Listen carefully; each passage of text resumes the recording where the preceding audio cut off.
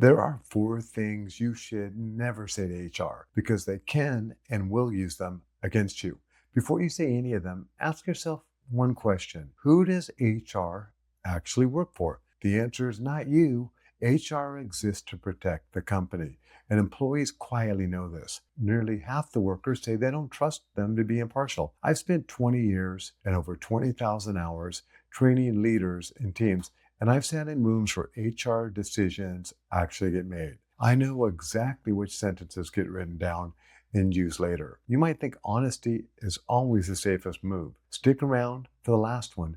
It's the one I've watched do the most damage, and almost nobody talks about it.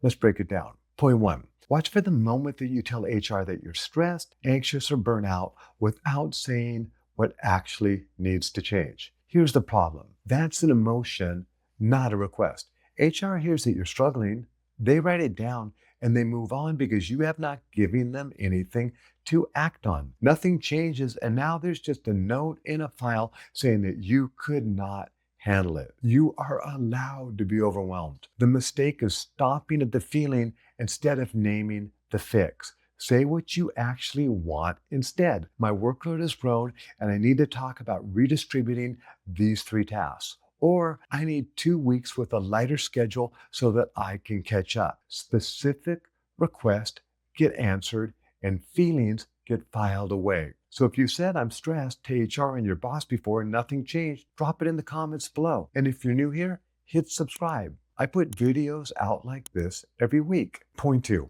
watch for the moment you tell HR something isn't fair without saying exactly what happened and what you want done about it. That's not fair as an opinion. Nobody has to act on an opinion. HR writes down you complained about fairness, and because you didn't point to anything specific, there's nothing for them to actually investigate. You told them you're unhappy without giving them a single thing to do with it. Say what actually happened instead. This isn't fair because I was told no for this opportunity, and I want to understand exactly why and what it would take to be considered next time. Specific and factual gets a response.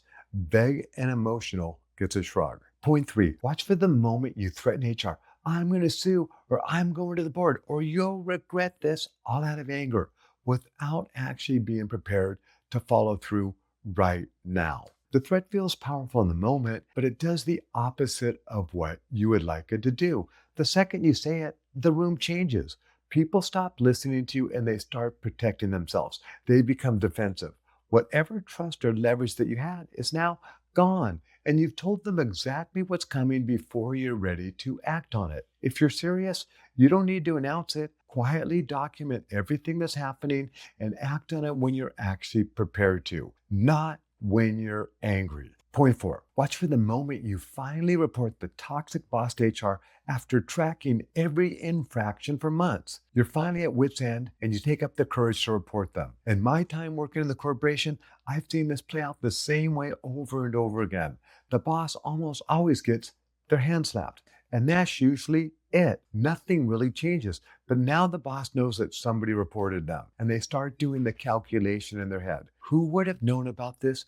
Who seems off lately? Who had a reason to report me? They ask around and they narrow it down and they come down to you. Your situation just gets worse, not better. That does not mean don't report real misconduct. Some things genuinely need to be on record. It means don't assume HR can or will protect your identity. Reporting them is what makes you the target. Go in knowing that and keep your own copy of everything you send because you may need it later. And if you are going to report, report in writing and don't assume the story ends the moment you walk out of that meeting. If one of these four sounded like something you've said or done in the past, gently hit that like button.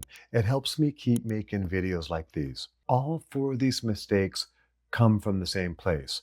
You're trying to get HR to feel what you feel, or you're trying to get them to protect you in the way that you assume that they will. Remember, feelings get documented, specific factual requests get action. And once you report something, assume that everybody will eventually find out it was you. If you want to know the rules that nobody actually hands you when you start a job, watch my video, Office Politics, the rule book that nobody actually gives you. It's the natural next step after this one. If this changed how you'd walk into the next conversation, hit like and subscribe. I'll see you in the next one.